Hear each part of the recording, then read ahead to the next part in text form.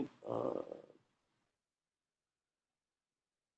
right, everybody. Welcome to another meeting, online meetup of Pacific Hackers. It's a continuation of today's Percent 27 meetings. We had two presentations already on the East Coast for Hack Miami. Then right now we're gonna have two presentations. One with Alevsk about content security, and myself on the second hour about attacking and defending drones. Before we get in, let's do a little housework. First, the meetings will continue until it's safe to go back. Right now, in my reference, which is Florida, as of Monday, most of the stuff was opening. As of next week, nightclubs, gyms, and even martial arts style type of businesses will be open. So down here, they're looking at around August for return to in-person meetings. I know California is a little different. We are looking at the California situation. I know that Santa Clara just relaxed their restrictions. So we will be paying attention to it. I'm in constant contact with Marco. Marco is also monitoring the situation, and when it's safe to go back, we will announce basically to our in-person meetings. I would say that conservatively speaking, we're probably looking at August. That's what I think. The provided that you guys will know, because in California, you're a little behind here. They're ahead in Florida. So if people are going to start dropping dead left and right, it will happen here first. So hopefully that will not be the case. But we're certainly looking at August for the return to in-person meetings. We'll see how that goes. We may do some hybrids where there's some people in person and then some people online. We still have to see with the situation with the airlines. It's also very confusing at this point. So it's again, it's a very confusing situation. And every area, even the CDC doesn't seem to have a consistent message. That's why I invite you to join Slack. And we have a channel. The channel is called Current Disaster. And that channel, we have been very accurate about things that had happened, and which we sort of made our own mindset of how to deal with this. So please, in order to keep connected, it's important that you join the Slack and participate. We have now a new I guess, mean of communicating. We are testing a Discord Percent 27 channel. So we're going to run Discord in parallel. And when the members feel comfortable, then we might do the switch. We don't know yet. But I want to give enough time for everybody to feel comfortable and say, okay, I'm ready to go to Discord. We are out of Keybase. We used to have a Keybase backup. We got out of it. So we're testing Discord. If you go to the Slack channels right now, you will find the invites. Everybody seems to be, the hacker community seems to be embracing Discord. If you guys attended the Red Team Village Summit last week, it was pretty amazing. And it was I would say a sample of how DEF CON, virtual DEF CON would be. As we all know, DEF CON, there will not be DEF CON in person, and that sucks. But there are some efforts to do some villages, specifically the Red Team Village. I wrote the redteamvillage.com or .io address so you guys can go and check it out. They did an amazing job, and they're preparing a lot of cool stuff for during the DEF CON time, CTFs, kinds of training. So you guys want to check it out. You can still volunteer as well. So please check that out. There's also some information about the Blue Team. As soon as I get the Blue Team Village information, I will post it. Any village that I get information from, I will definitely post here, because we do want to keep the community alive, even though, you know, we're not going to be able to meet this year in Vegas, which sucks. There is, by the way, there's a chatter of an in-person con, unofficial. I don't know. There's a group of people, and I keep hearing about it. I don't know if that's going to happen or not, but definitely I know that there's a group of people that are going to go there, and they're going to do DEF CON, unofficial, I guess, because the official one's canceled. So we'll see if that happens. I'm not going, and most of us don't believe that it's still safe enough to or clear enough to know what to do. That's possibly the biggest problem. The data is not clear, and we don't have enough information to make a rational decision. So we will still be looking at the information that's coming in and make a decision based on that. But as far as us, we're going to continue online. And again, we're looking at August for probably the restart of the in-person meetings, providing, something bad happens or there is an increase in cases and rates of death, which is usually what I look at, hospitalizations and rates of death. Layoffs are hitting the industry. That is worrisome. Some of us have been affected by either change of compensation, or some people have been reduced hours, and some others have been let go. This is we just saw a news from IBM that is worrisome, because usually what happens is when they see a big company like IBM, for example, most likely others will follow suit. So please stay alert and communicate. There is a job offers channel where we have plenty of offers. If you are looking for a job, if you were affected by this, we do have a job offers channel where I post everything. Everybody posts everything, including people that are hiring internally that may not publish or that may not use recruiters. We're still using this channel to help everybody that has been affected. So please stay in touch. It's important to figure out where this is going, because it seems like I see the number of layoffs growing, and I see the number of companies new every week, and that's definitely worrisome. Again, we have a new Discord channel. We're sort of doing back and forth with it. Right now we're playing the hack competition. There's some people that are engaged. You can actually play it or go there whenever you feel like after the meetings. I was there until late yesterday. There will probably be people overnight playing this game. Some of the challenges are pretty cool, so I invite you to join us and help us.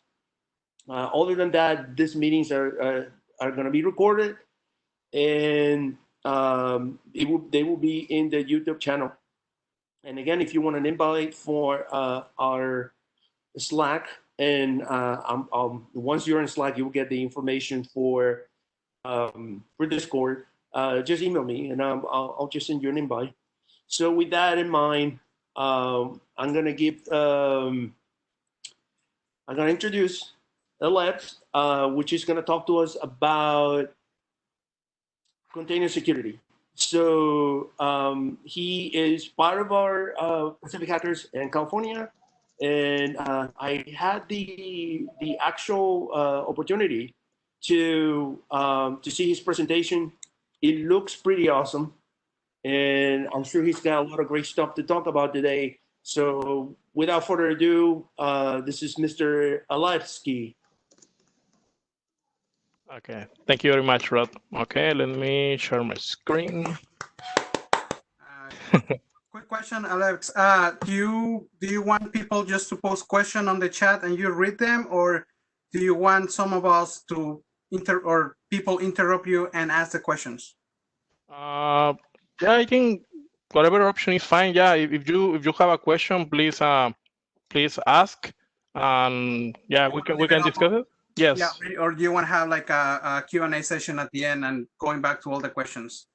I think we can have a Q&A section at the end, because I think I have like 45 slides, so I don't want to extend more than an hour, so I don't want to steal time from Rod as well. So maybe we can have a short Q&A at the end. Okay, so yeah, so for people who ask questions, if you can put a Q in front of the question, so we can basically separate between comments and questions. So you know, if there's a queue, automatically we know that's a question. So if not, you know, we're still gonna read everything. So anyways, go ahead, Lex. And, Okay, cool. Can you see my screen now? no, not yet. It's coming. Okay, I just share my screen and put the presentation mode. I'm sharing. It's not showing? No. Okay, let me try again. It's starting to share content, so maybe stop and start again. Okay. Going to try again.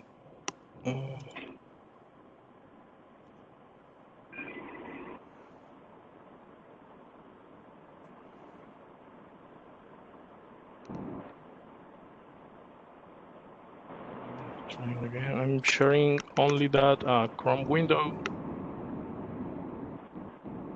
Can you see it now, or? No, same message. Negative. Okay, I think what's going on, maybe it's my screen is like a 5K, so let me try to very quickly use only my laptop. Yeah, don't really share the whole screen. Yeah, the whole. 1 second.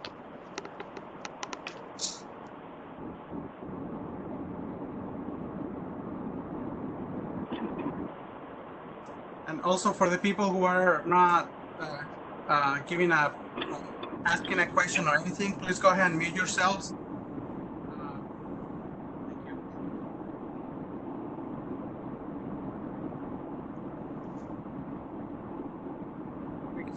Can see it now. Okay. Okay, but my screen is all dark, so I think for me it's coming up. Okay. You can see it now? Yeah. See you and the presentation now. Yep. Okay, cool. Let me move the window here. Go into presentation mode and let me pull my notes. Okay. Good, I think. Okay. Can you see only the screen or also my notes? Your notes as well. Okay, let's do Rambo without notes. Okay, so I'm going to talk about container security. This is a presentation for Pacific Hackers Meetup, and I'm going to go ahead and introduce myself. My name is Alevsk. I'm from Mexico. I'm not Russian or communist, but you still call me comrade if you want.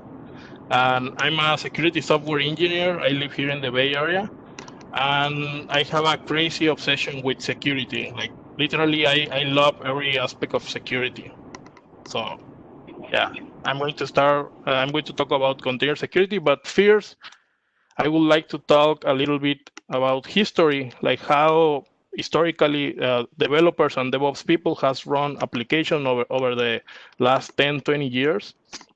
And we can see like three main architectures, right? We start with the traditional architecture, which is we start with the hardware and we install an operating system and we put applications there.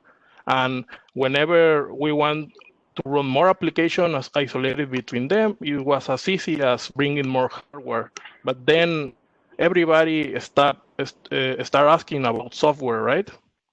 And this start to become a problem because usually people start running out of hardware. So then the virtual machine architecture start to come into the play, and now a single piece of hardware was able to support many customers, right? Many virtual machines, and the applications were isolated. And this model works very well for a time, but then it starts to become a little bit messy because once you want to update your application, usually you want to update your libraries and dependencies, and those dependencies were tied to the underlying operating system. So a single change in your application could end in the whole update of the VM. Also, another problem we seen in the past is moving around those VMs between machines. It was a problem because virtual machines were very heavy. Like we're talking about like hundreds of gigabytes, right? And it was very slow. So then the container application, the container architecture coming to this place. And it was a new paradigm of how to run applications. Now, instead of an hypervisor, you have a container engine, and you only have in top of that your application and libraries.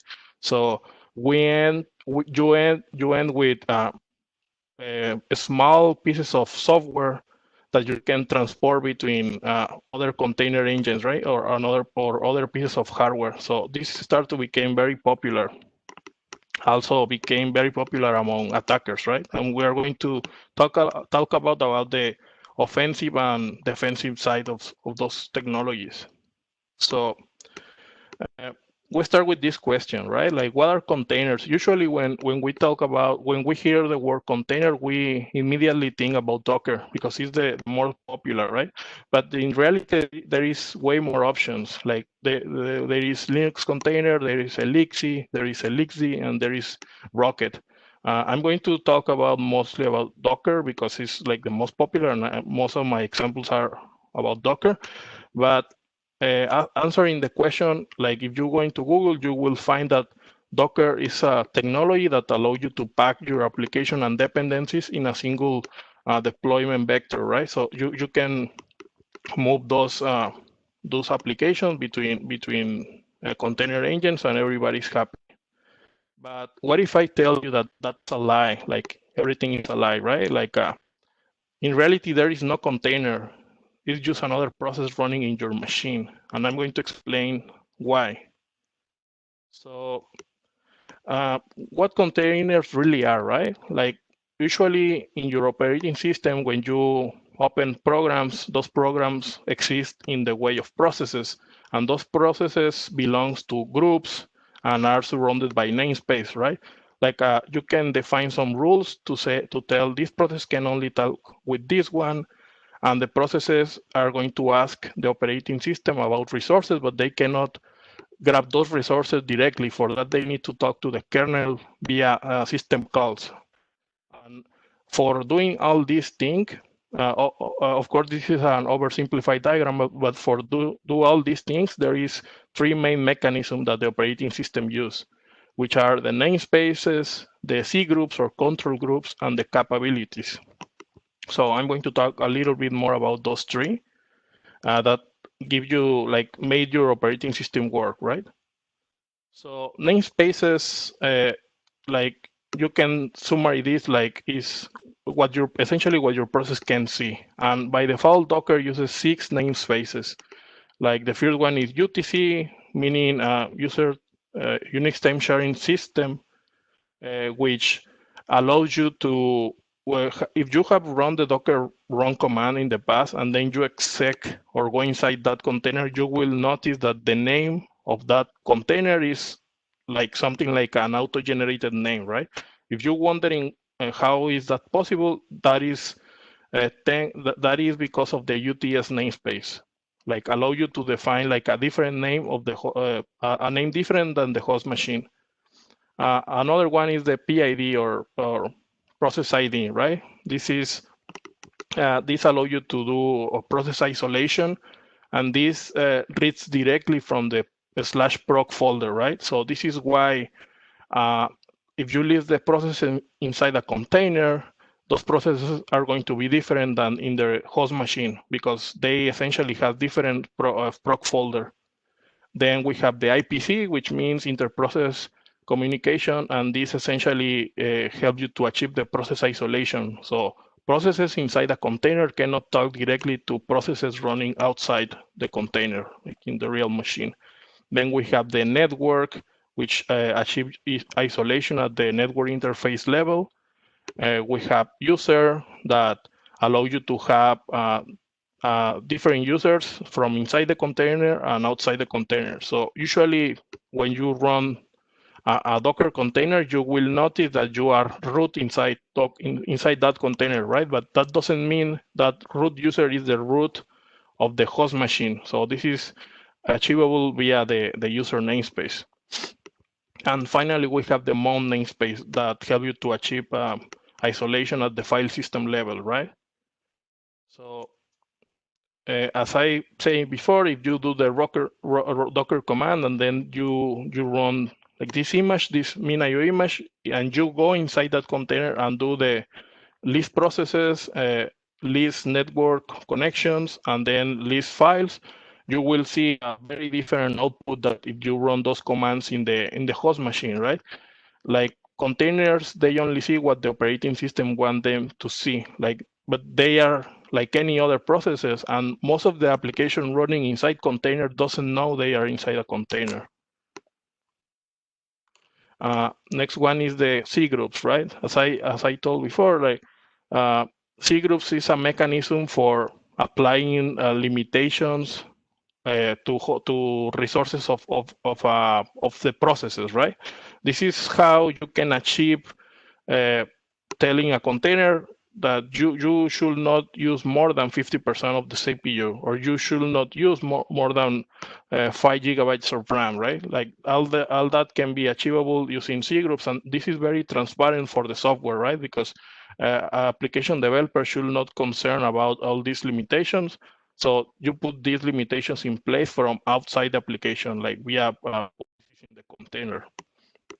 And finally, we have the capabilities, right? Which is the last piece of the puzzle. So historically, before kernel 2.2, I guess, there were only two distinctions in Linux, the normal user and the super user. Like if you are the super user, you can do everything in the system. You can destroy the whole system, right? And that was a little bit of a problem, because if I have a small application that need only to run a service on a privileged port, I need to give the whole super user power to that application. And if that application is compromised, that became a problem, right? So after that, capability concept was created, and this is essentially like they are splitting the whole super user power into several units, and each one of those units allow you to do a specific operation in the operating system. Like for example, here the most popular, we have net route that allow you to communicate to the network, create packages, set UID, set peak capability, shown. So there is, here I'm showing 38 capabilities, but I think in modern Linux operating system, there is more than 40 capabilities. And each one of these allow you to do one action in the operating system. So, okay, enough about the theory. Let's talk a little bit about the offensive security part of the containers. So we're going to talk about like how to abuse those three mechanisms that we mentioned before. So in this first example, imagine that you are the root of the root user of a system, right? Like all the commands on the right of the orange square are running by the root, and you as a root user has a secret file that contains like some secret information. Like you create the file, you can list the file, obviously, because there's another user in the system, all the commands that are on the right of the yellow square, that is trying to see what is inside that file, but naturally he cannot do that because he don't have permission. But if for any reason that user has access to the Docker command and can run it, like what he can do is he can run a new container mounting the home folder of the root user, and then go inside that container and list the secret file, which is everything that is happening on the right of the blue square, right? And why is it happening? Because in Linux, like every user that has access to the Docker command is essentially can become like root of the system, right? Because of the way Docker works, the level of privilege that binary needs. So this is the container breakout by volume example. And host network, breakout of host network is very similar, right? You can run a Docker container using the privilege flag and then using the net and the net namespace and passing the to be equal to host. And if you exec into the container and then run the netstat command, you will see everything that is running in the host machine from the network perspective, right? And also the same is true for the process IDs, right? If you do the same, but this time you use PID namespace, process ID namespace, and you say equal to host, and then you list all the processes inside the container. You will see all the processes running in the machine. And I have another example here, which is called the container escape part 1. So in the previous example, you can say, but hey, Alevsk, that's not fair. You already have access to the operating system, right? Like, and I'm going to say, yeah, that's true, but there is also possible to escape from inside a container, right? Like previously we have already access to the host machine. Now we are inside a container, and our goal is to escape from that container. And in order to do that we're inside a container, for some reason, there is this special file marked as pink mounted inside a container, right? So this is the Docker sock file, and it's essentially a Docker socket used by the Docker daemon.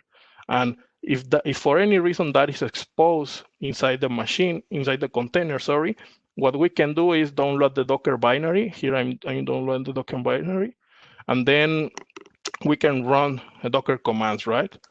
So here what I'm doing is on the right, I'm listing all the files and folder of the proc/proc folder to demonstrate that this container has access only to the processes of inside the container, and then I'm running a Docker command that is saying docker run mount/proc to /proc fs and run this new container in privilege mode. So here, a very important question is which proc folder you think is going to be mounted, the proc folder of the mini container or the proc folder of the host machine, right? The answer is the proc folder of the host machine, because this command is going to be executed by the Docker daemon. And what is going to happen there is if we exec into this new container and then we list /proc fs, we're going to see way more processes that indeed these are the processes of the host machine. So this is not enough to escape the container, right? We need to change the namespace. So right now we just break volume isolation. We need to break user isolation and all the other namespaces. So in order to do that, we can go to procfs/1/ns. And this is very important because in Linux, like the initial process ID is the ID1, and this is the initd process, right? So inside this folder, we're going to see all the different namespaces. And we can use the nsenter command to essentially, as the name says, enter those namespaces. So here I'm telling nsenter to switch my IPC namespace, my mount namespace, UTS namespace, and network namespace. So once I do that, I go into that namespace and I can start like typing some commands as I am in the host machine, right? Which is everything that is on the right of the yellow square. So I do ls, I do docker ps, and I'm essentially escape the container, right? I effectively escape the container. So this was a container escape part 2. And if you think like nobody is so silly to mount the Docker sock, I'm very afraid to tell you that's not true. If you go to the Docker, to GitHub, search and search for Docker sock, you will see like almost 300,000 reference to that Docker socket, right?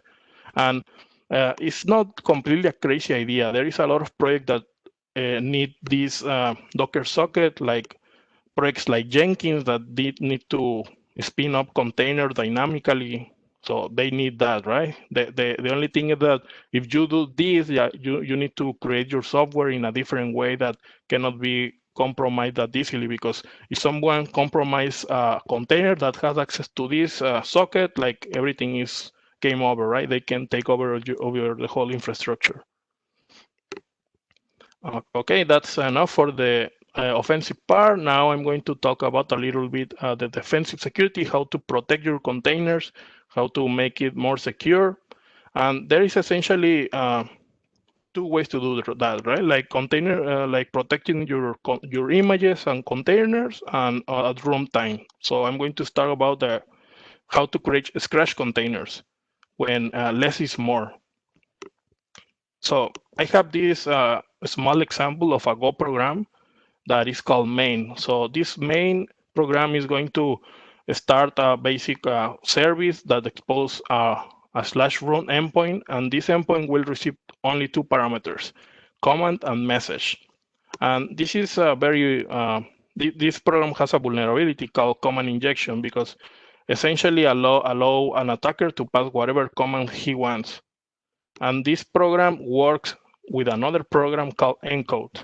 So the main idea is that the main program is going to call this binary, and a user can pass a message and is going to receive the output of the encoded version of that message. And if you deploy, the next step is to deploy that using containers, right? Docker. So this is the syntax of how to create a basic container. You can create containers using the Docker file. And the first thing I'm doing here is I'm installing all the dependencies, and then I'm statically compiling the binaries, the two binaries, and then I'm telling with the cmd directive that whenever this container starts, it's going to execute the main binary, right? So the syntax to build containers is the one that is in the bottom, and then we run that container, right? We're exposing the port into the real port of the host machine. So you can type localhost /1337 in your browser, and the resulting image size of this for this container is going to be almost 900 megabytes. So once your container is running, if you go to your browser, in the first example, you will see that the program is working as expected, right? I'm saying command encode, and then I'm passing a hello world message, and I'm getting the base64 output. But then what about if a malicious user pass the cat command and then the etc password? Like you just got pwned, right? And the developers could argue that this is not a bug or a vulnerability, it's a feature because the software is working as intended, and they don't want to be limited. They just want to keep adding more and more binaries into the container without changing the underlying code, right? So they will not fix the code, but we can do that. The way we can do that is using what is called a scratch image. A scratch image is essentially an empty image. So once you do all the compilation and the dependency download of your application, then you essentially will copy only the binaries that you care about, which are the encode binary and the main binary, into the scratch image. And then we are saying that whenever this new image starts, we are going to run the main command. The result is going to be a way less image. It's only 3.19 megabytes because we are ignoring everything that doesn't have to do with our application, right? So if we do the example again, and the functionality is still there, is working as intended, but now if an attacker wants to execute the cat command, it will not work, and he will receive an error that says the cat is not found, right? Because this container only has the main binary and the encode binary, and we can tell that is true because if we also want to go inside that container via the docker exec command, we will not be able to do that because there is not bash binary, right? So this is a very effective way to have only what we care about and ignore everything that we don't care about and reduce the attack surface on this container. So in this example, it was very easy because I was using Go, and we can create like statically linking binaries. But what if you are using other programming languages, like interpreted languages like Python? It is possible to do with Scratch containers, but you will have to consider some other, like copying the interpreter and all the dependencies, right? But fortunately, there is this distroless project, which is part of the Google Container Tools. And these guys already have like pre-built images for most of the popular programming languages. Like if you want to do Java or Python or Ruby, they have already versions ready for working with those language, and will contain only the important tools and dependencies. Like they will not contain like a lot of operating system stuff that you don't need. So if I do the distroless image this time, the image is going to be a little bit bigger because it's not a Scratch container, but this image will not contain anything that can be abused, right? Like the cat command. So this is another way for you to create like more secure images. Takeaway for this section is most Docker images by default include lots of necessary binaries, right? And those binaries often can be used to escalate privilege that as we shown. And the main idea is to build minimal containers to reduce the attack surface. Okay, and now I'm going to talk about runtime protections, right? Like we already know how to create secure images, secure containers. What about if the application is already deployed, and how to mitigate the attacks, right? So in general, there is 4 ways to do that via capabilities, SecCom, which is short for secure computing, AppArmor, which is short for application armor, and CE Linux, which is short for Secure Enhanced Linux. I'm going to talk a little bit about the 3 ones, and then your task, your homework is to investigate more about CE Linux. So Linux capabilities, like Docker command allow you to manage capability basically using 4 flags, which has capability add and capability drop, allow you to, as the name says, add and drop capabilities, right? So you can add whatever you want of the list that I showed you before, and your application is going to behave in different ways, right? It may be gain functionality or it may lose functionality. Then if you want, by default in Docker, the containers run in unprivileged mode. That means they doesn't have access to the device of the operating system. If you pass the privilege flag, then your container will have access to all the devices. And if you don't want that, you can use only the device flag and specifically say which device do you want to have. So by default, Docker will assign these capabilities to your container. So everything that is here is going to be accessible for your container. 왜? 여기 있어야 되나? 아니야. 이거 왜 이렇게 하지? 그거 저기 따가줘야 돼. I hear some background noise. 몸에 좋으니까. Please mute yourself. 뭘 사고? Guys. 코스코 가게도? 왜 가, 코스코야? 뭐 아무거나 사와. 소세지 같은 거 사오든지. Got it. Okay, cool. Thank you. Okay, so Linux capabilities. So in this example, I'm running a very basic Alpine container. And if I go inside that container and do the ping command, I get connectivity, right? And then if I run again this container, but this time I say drop the network route capability, and I try the ping command again, I'm going to get permission denied, because essentially the processes inside that container are not allowed to create route packages, right? So you can apply the same principle to any other capability. And the next one is secure computing, right? So this is secure computing is another security mechanism for Linux that allow you to filter at the syscall level. That for now, by default, Docker will block 44 out of the more than 300 syscalls that exist in the Linux kernel.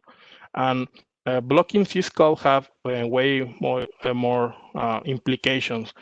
So the way to do this is you can define all these policies via JSON format, and you can tell to block the syscall or to throw an error or to drop.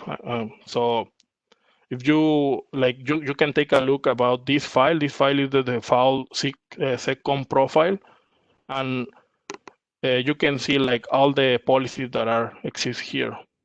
So in this example, like going back to our previous example about the vulnerable endpoint.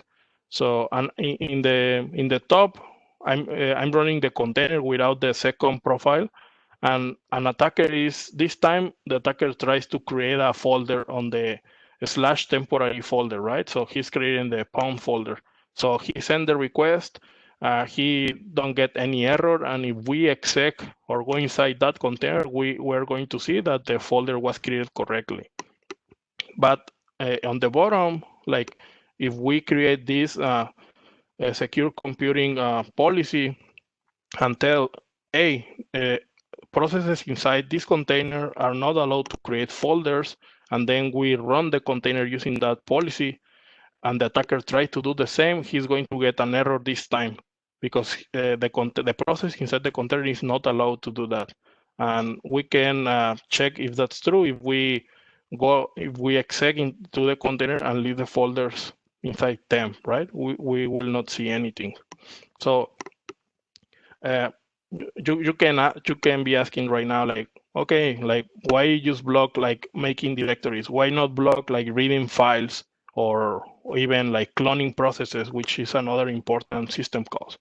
Well, because blocking syscalls is not that simple, right? As I say before, like blocking a syscall can have like be a lot of implications, right? Like the way this thing works is like when you decide to block a syscall, you are not blocking the syscall only for a particular application. You are blocking the syscall for all the applications or processes inside a container. If we try, for example, to block the clone syscall that is being used, like for example, when we try to change namespaces with the nsenter command, our container will not even start, right? We're going to get an error at the beginning. And then if we want to block the read syscall for an attacker not to be able to read what is inside etc/password, again, the container will not even start because all these syscalls are needed not only for our application, like for the whole container lifecycle itself. So if you want, I mean, very interesting thing to do with containers, but it requires a lot of effort. And if you're willing to go through all that suffering and still want to learn more about syscall and secure computing, be my guest. And there is ways to do that, right? Like there is the way to do that is using specialized tools like strace, dtrace, and dtrust to do that, right? So I'm not going to talk a little bit, I'm not going to talk about this tool because they are very specialized tools, but you can investigate more about those. And I think finally, the last way to protect running containers is using AppArmor or Application Armor, which is like a more easy way to do that. Like instead of blocking like one syscall for the whole container, Application Armor allows you to block many different aspects of the container. Like you can block capabilities, syscalls, or execution of particular binaries. You can be like more at the more granular level, right? And you can also define apply this policy only to this process running inside the container. Like in this example, this is a AppArmor profile for the Nginx reverse proxy software, right? Here we are telling Nginx to block deny, the reading of etc groups, right? Or deny the reading and writing of the run Nginx PID file, right? So you can be very specific and you can block or allow only what you need. And this is very useful. So, okay, I have one last example, which is how to mitigate the same vulnerability, but now using only Application Armor. And we start by creating this small profile. In AppArmor, everything is about profiles. The way it works is that you start defining your rules. In this case, I'm going to deny all the reading and writing and execution, and I think link is hard links for these two files, etc password and etc shadow. And then what I need to do is run the AppArmor parser. This command essentially is going to load that AppArmor profile into the kernel, so it can be used by all the other applications. And then once the profile is loaded into the kernel, I can use the security option flag for Docker and pass the AppArmor profile. And next time the attacker tries to do the same thing about cat command, which is almost in the bottom, he's going to get a message, an error message, right? Because there is a policy in place for that container to don't be able to read the etc password, and cat use the etc. Cat use the read, as it's called, right? And also is reading the specific file that we are blocking. So AppArmor is a more easy to use tool, but still there is a lot of configuration and a lot of things that we need to learn. So there is a lot of work around AppArmor, and specifically there is this tool that is the one I like the most, that is called Bane, which is essentially a best AppArmor, right? You can define like the rules and policies in a more friendly way. Like you can say things like deny exec or allow capabilities or allow these network interfaces, and you can write all of this in a more friendly format, right? Like I think this is TOML format, so you can download Bane and play around and essentially write like better AppArmor profiles. And we are reaching the last part of the presentation, which are the container tools. So if you are more interested about what tools are there for improving the security of your containers, or even doing like pen testing of the containers, I have a list here. I'm not going to talk about all of them, but I can tell you, like, if you want like a Docker's like a vulnerability scanner for your container, you can use Docker scan or Clair scan, right? Also, if you want to run Docker in rootless mode, there is this project from Docker itself, which is an experimental mode that you should take a look. It's called rootless. We also have Docker Slim that allows you to create more Slim containers automatically without you trying to worry about like which binaries to copy only. We also have some tools for the policy and compliance guys, which is AuditD and DACDA. These tools are going to go and check for some basic security best practices of your container images and containers already running in production. And we have also Docker Bench, which is like a framework for container exploitation. So in summary, like container security is mostly based about security that already exists in Linux, right? So it leverages on that. You should be running your containers as you don't trust them, right? You don't trust the applications that are inside those containers. You should be implementing secure compute, doing whitelisting for the system calls, and also implementing application armor, doing whitelist as well. Drop all the Linux capabilities that you don't use. And I think I didn't mention that, but also please root your containers as normal users, right? There is a user flag in Docker that allows you to define like you can put whatever you want, like a user and group, and then the application inside that container will not be root, right? So if you want to learn more about how containers work, like in the internals, there is I put here a list of resources that I use or that I have been reading and using over the last 6 months, like from internals to a high-level application tool that allow you to create more secure containers. So you should take a look at this. And I think that will be everything from my side. If you want to be in contact with me to ask me more questions about containers, or if you want to ask me security related stuff, I can be reachable on Twitter and on LinkedIn. You can drop me an email. And I also enjoy playing CTF. If you want a member for your CTF team, you can contact me. And I think that will be everything from my side, Rod. Thank you very much. That was an amazing presentation. Do we want to go over the questions now? the Q&A. Yeah, there's one here. Let's see. It says there's one that says if docker.suck is somehow disabled, will the breakout be still possible? If Docker inside the container, I'm assuming so. the thing is, if the Docker socket can receive commands, those commands are going to be executed by the Docker daemon. So yeah, if it's exposed inside the container, like they can cause a lot of damage, right?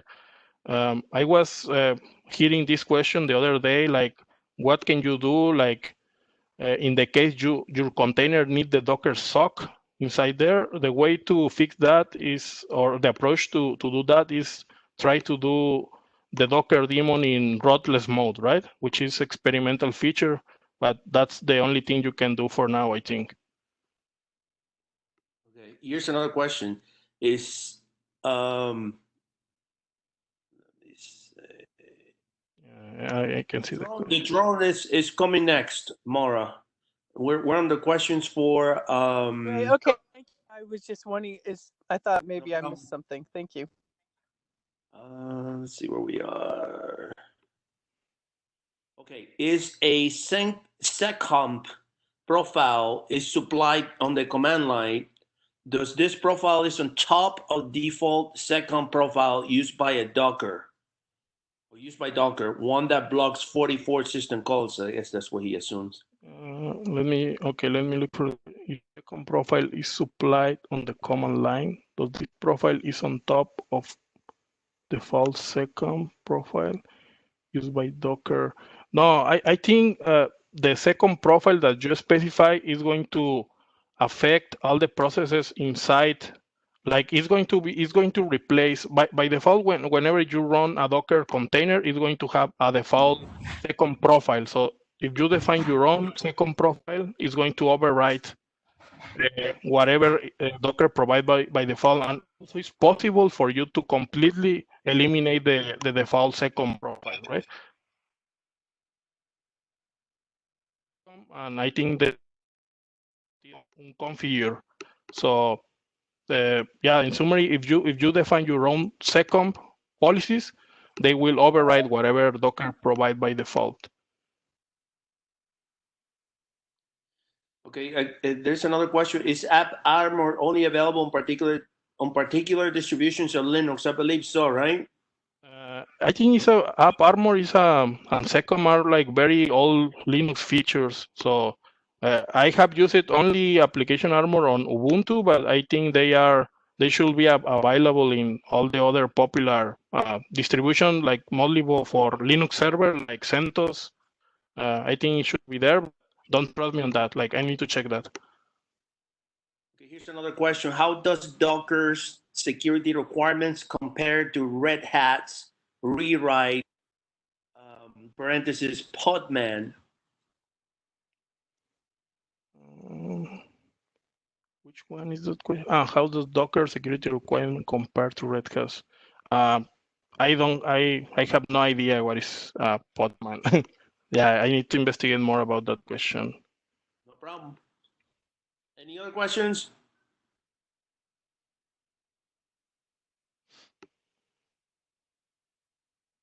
All right. Well, we'd like to thank you, Alevsk. That was an amazing presentation. Thank you very much. This presentation will be published soon tonight in the YouTube channel for Pacific Hackers. And remember, because we don't have over 100 subscribers yet, we can have like our own URI string. So at this point, you got to go to YouTube and search for Pacific Hackers. I think that there's another question. Did AppArmor start on Suzy? I guess Linux Suzy. I think that he responded to that question previously. I think he's asking if it was created on SUSE. Yeah, I'm wondering. Like I know AppArmor is a very old project. Also was very old, like secure computing. So yeah, maybe it's that old, like SUSE old. All right, let's. All right, let me do this pretty quick, and thank you very much. and we're going to. Thank you very much, Rod. If you have more questions, guys, you can send me a DM on Twitter and everything. And thank you very much for the chance to speak about Docker container security. Let me stop sharing.